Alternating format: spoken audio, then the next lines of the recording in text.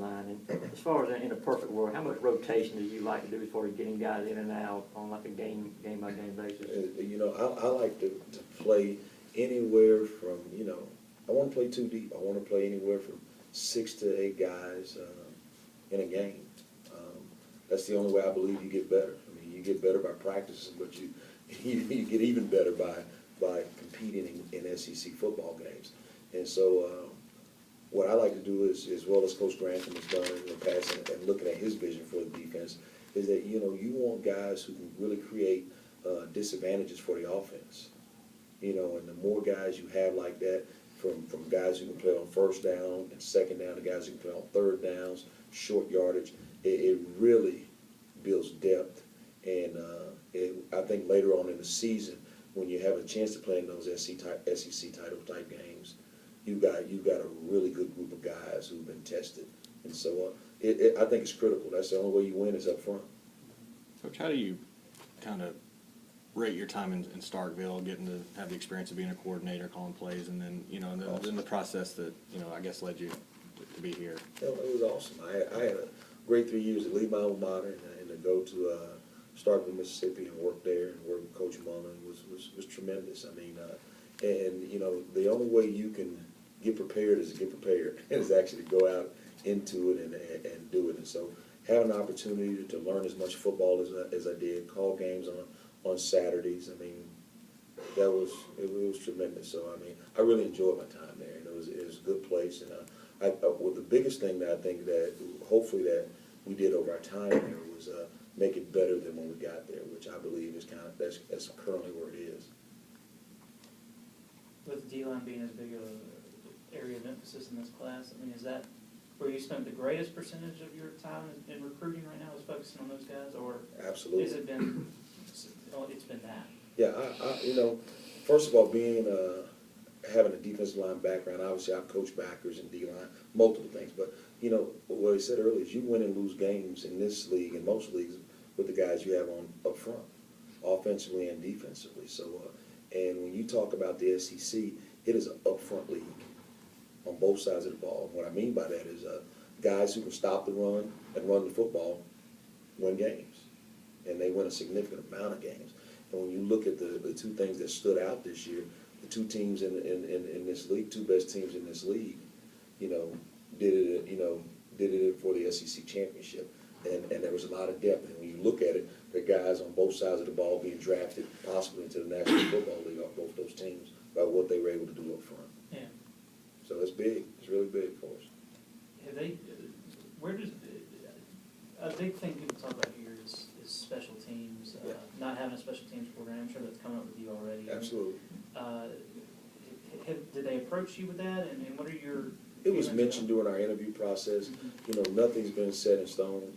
Obviously, you know, I'm excited to do whatever we need to do to get the job done, to win a championship. And so if that means me being involved more in special teams, you know, fantastic. But you know, right now I'm the defensive line coach at Georgia, and that's kind of been my main focus.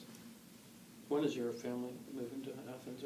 Well, what we're looking for is in March. It's probably a little bit in March because my son will finish up there, and my daughter will finish up their 9 weeks there, and then finish their last 9 weeks here now.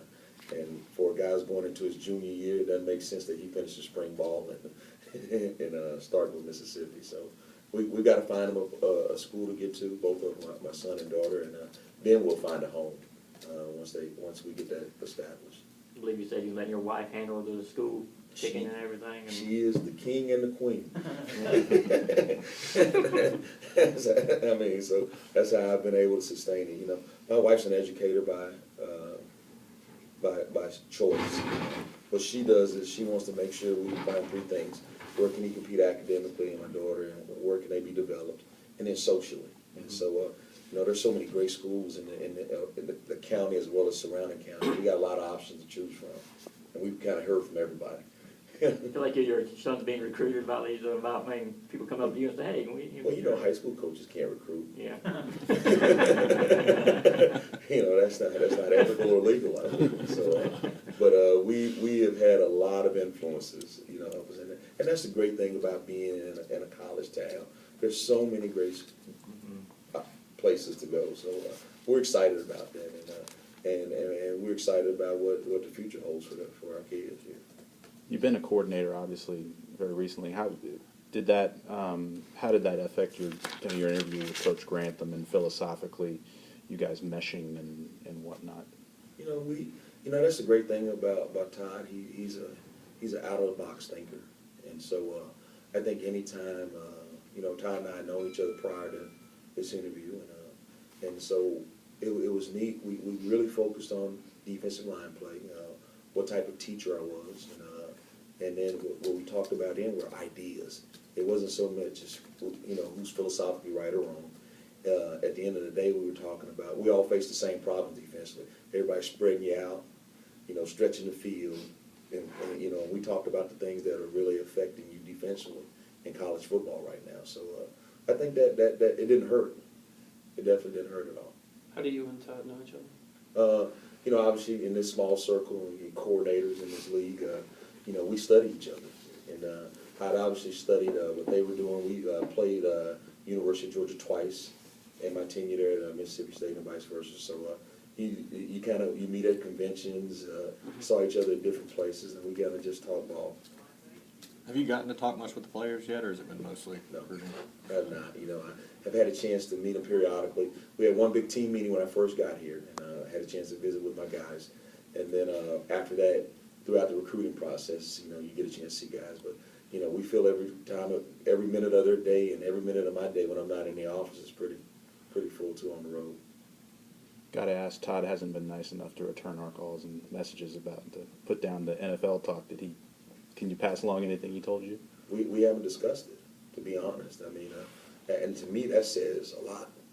The one thing that everybody in our building has been focused on is this class. That's it. And the things we got to do. And I'm excited about that because to me that means the guys who are here want to be here. And my philosophy in the past, the only thing I talk about is the University of Georgia or wherever I'm employed. And I don't know why you wouldn't want to be here. It's really a neat place, a really good place and good people. But he hadn't shared that with me.